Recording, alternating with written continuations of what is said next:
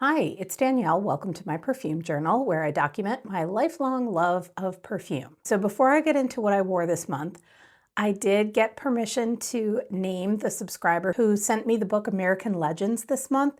So a huge, huge thank you to Monica. And I also discovered through our lovely exchanges that Monica also has a perfume channel. She is Perfume Monica here on YouTube. So it was so awesome to learn that she is here on YouTube talking perfumes with us. So Monica, once again, a big, huge thank you to you for sharing a copy of American Legends with me. I am still pinching myself over this gift, and I am so, so grateful to you for your kindness and generosity. So let's start this February wrap up with a look at the tray that I set up at the start of the month, and I will let you know what I ended up wearing from it. Last month, you might remember I put 10 perfumes on my tray, but I only ended up wearing 5 of them. So this month, I cut back on the number of perfumes on the tray, and that seemed to work well for me because I gave all 5 of the perfumes some nice attention this month, and I enjoyed wearing every single one of them. So the first perfume off of my tray was Ghost Deep Night. This is one of the most unique perfumes I own. It features Datura as the main floral note. It's very heady. It's very mysterious. It has this like thick fruity aspect to it. And to me, this perfume smells like a humid night in Savannah, Georgia. You're walking under a canopy of trees with like huge bushes of night blooming flowers all around, but also you just like consumed an entire peach pie. And that's exactly what this perfume smells like to me. I wore Roja's Elixir Essence Parfum. This is one of my best secondhand purchases. I had smelled this perfume many times before. I added this to my collection, but the retail price point of this was like way too high for my liking.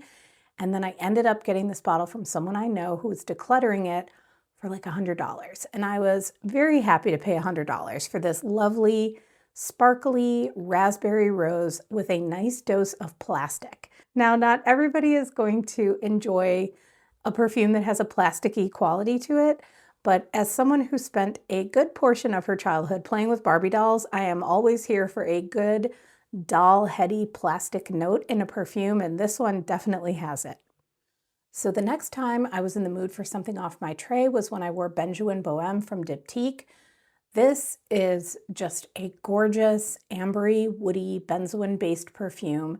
It's slightly spicy, slightly balsamic, but then there's also like a little bit of freshness to it, like you might get from frankincense, that kind of like green aromatic quality that frankincense gives off, to me anyway. That's also in this perfume. This perfume smells like liquid gold, and I love, love, love it.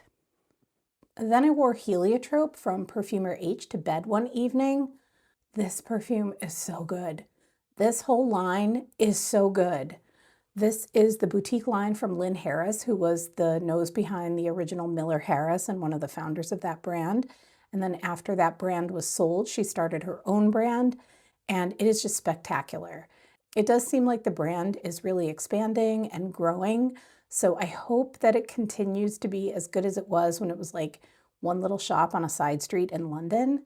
Now they have one of those super fancy counters in the perfume hall at Liberty London that sits alongside all like the big niche brands, which definitely makes me happy to see the brand achieving such success because it is so good.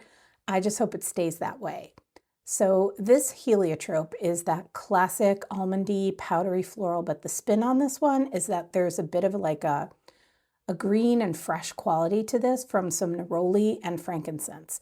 It's like fluffy and stemmy at the same time, which is really kind of like a big achievement with Heliotrope because often that fluffy almondy quality just kind of like takes over.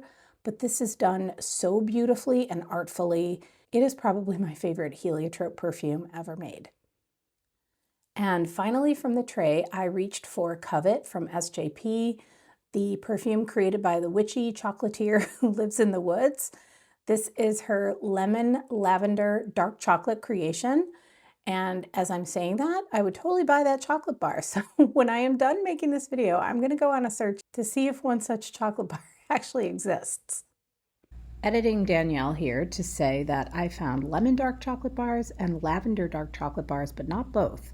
So if someone who makes chocolates could please get on a lavender lemon dark chocolate bar, that would be fantastic, and I will be your first customer. Thank you in advance. So hooray me, I wore all of the perfumes on my tray.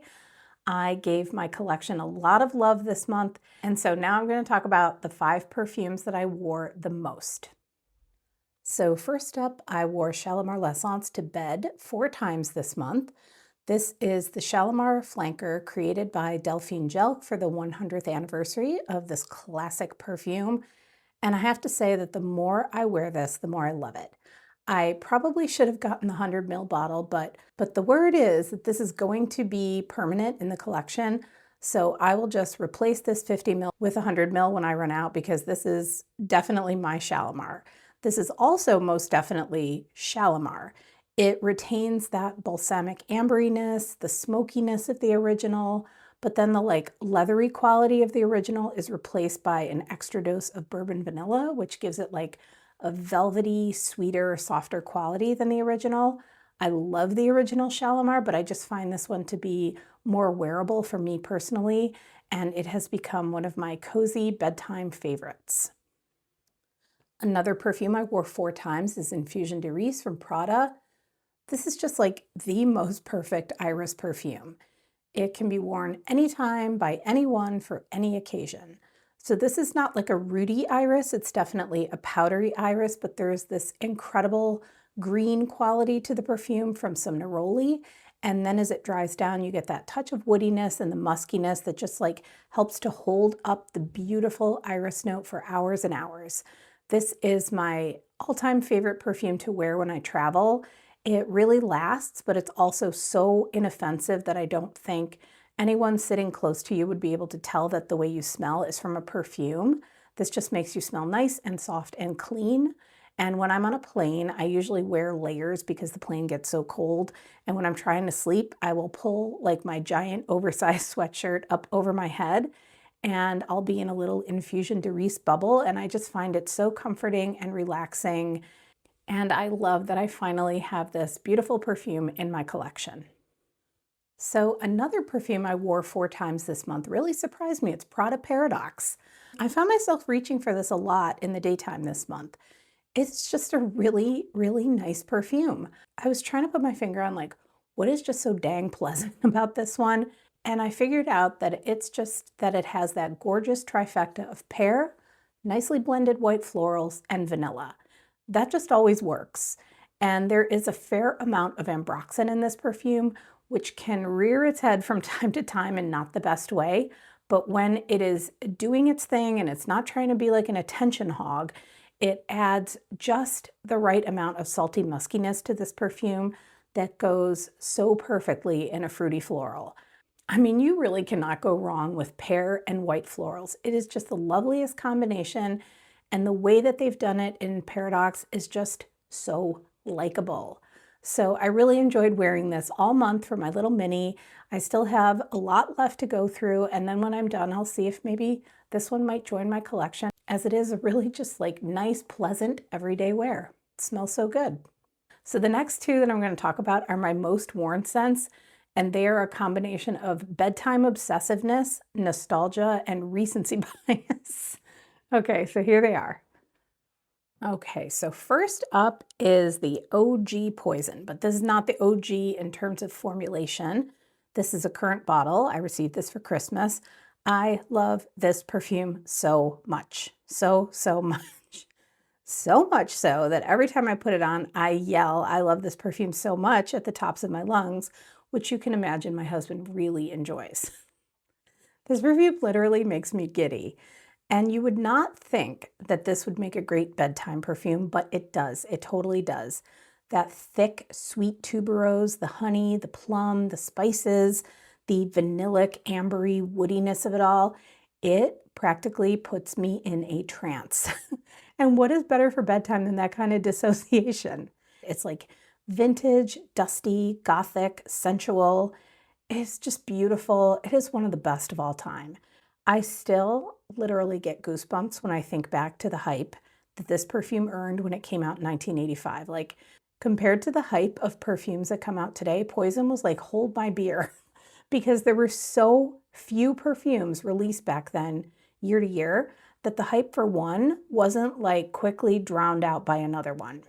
This perfume was in newspapers, it was in magazines, it was the stuff of urban legends, people like allegedly being forbidden from wearing it to restaurants so they wouldn't ruin the dining experience for other people.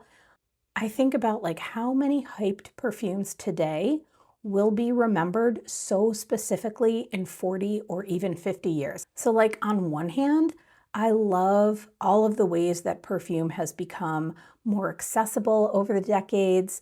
I love the advent of independent perfumery. I love things like eliminating gatekeeping and eliminating snobbery. But on the other hand, I do lament the oversaturation of the market, and that is only because I remember when an original perfume release was like a really big deal. So thank you for coming to my soapbox. This has been Poison. And finally, my most worn perfume of the month will be no surprise. It is Angel Stellar from Mugler, the first full bottle Angel I have purchased since the OG Angel was released in 1992. I think that I have shared that my sister-in-law still has an original bottle of Angel, so I can go to her house when I need an OG Angel sniff. But this Angel flanker was released just in 2025. It's bergamot, pistachio, vanilla, and woods. But you cannot tell me that there isn't the classic like ethyl maltol patchouli thing going on here. We all know that notes only tell part of the story of a perfume, and one sniff of this, you definitely get that gourmand cotton candy patchouli thing that totally turned the perfume world on its side when the original was released. No one had ever smelled anything like Angel before. Like Mugler's fashion, this scent was totally groundbreaking. It was innovative. It's over 30 years later and the gourmands are still going strong. They have definitely changed and morphed over time, but they're still going strong. Like Angel walked so Bianco Latte could run. And as for me, I am running, and this time I am running fast toward Angel Stellar. This flanker retains the nuttiness of the original, but instead of praline, you have that yummy pistachio note. It's very nutty, it's creamy, it's buttery, and then the patchouli is softened up from the original. It's less pronounced, but it's definitely still there underneath it all. And I love wearing this one to bed because it's so cozy, it's so comforting, it's so delicious, but it doesn't make you hungry. It's gourmand without being like hyper realistically foodie. And it's also super duper perfumey, which is just the way I like my gourmands. And I'm really, really glad that I went for the 100 ml bottle on this, as I can see this being a frequent reach in my bedtime perfume rotation. So in my perfume journal each month, I select a sample of the month and a perfume of the month. And it was really, really hard to select the sample of the month for February because I sampled 10 perfumes and I enjoyed every single one of them. So how was I supposed to choose? But then something happened. After I had already made my sampling video, I was out running errands and I stopped into Sephora and I gave myself a good overspray of a perfume that I had blotter sampled before, but I hadn't ever worn, and I flippin' loved it. It's a perfume I have seen everybody talking about a lot for a couple of years. I hadn't ever worn it, and it is the original Burberry Goddess. I tried this perfume when it was first released, and I did not even give it the time of day, but that was a complete mistake because this is an absolutely beautiful perfume. It has everything I like: vanilla, lavender, cocoa, ginger. I don't even know how this escaped me for so long. I'm gonna have to chalk it up as like market saturation and I just overlooked it. I think it passed me by as it was in like a sea of new releases. So I am here to say I totally get the Burberry Goddess love. I really, really do. It is soft, it is creamy, cozy, clean, classy, effortless, elegant, daytime, nighttime. It just works and I love it. And I'm gonna get myself a little decan of this to wear again to see if I might like to get myself a full bottle. It's so strong on me that I think a 50 ml might be plenty. But honestly, this was such a wow moment for me that Burberry Goddess has to be my sample of the month for February. And no surprise to anyone, my perfume of the month for February is Angel Stellar. Yummy, yum, yum, perfumey gourmand perfection. I love it so much. So there is my February in review from my virtual perfume journal. I will be putting the finishing touches on my perfume journal silent vlog as the month wraps up, so you can see my actual paper journal as well if you're interested. I found the cutest Japanese kawaii stickers that I'm going to use to fill my journal for the whole rest of the year. They are so ridiculously cute. And I have to say, if you have ever considered doing a paper perfume journal, I totally encourage you to try it in whatever way works for you. My perfume pal Jamie over at Not Another Perfume channel, she vlogs about her perfume journal on her second channel. It is awesome. I will link it down below. And I love watching her perfume journal videos and seeing how she's journaling her perfume enthusiasm. It is such a relaxing, non-digital addition to this hobby. It has really enhanced my love of perfume, definitely reduced my mindless doom scrolling time. Since doing this, I have reduced my media input. I am also choosing my media consumption more wisely in ways that enrich me and bring me joy rather than totally stressing me out. So anyway, that's my 2 cents on the joys and benefits of perfume journaling, if that's of any interest to you. So thank you so much for watching, for spending your time here with me, and for chatting perfumes with me in the comments, my favorite part of this. I hope you are having a great week, and I will see you in the next video. Bye.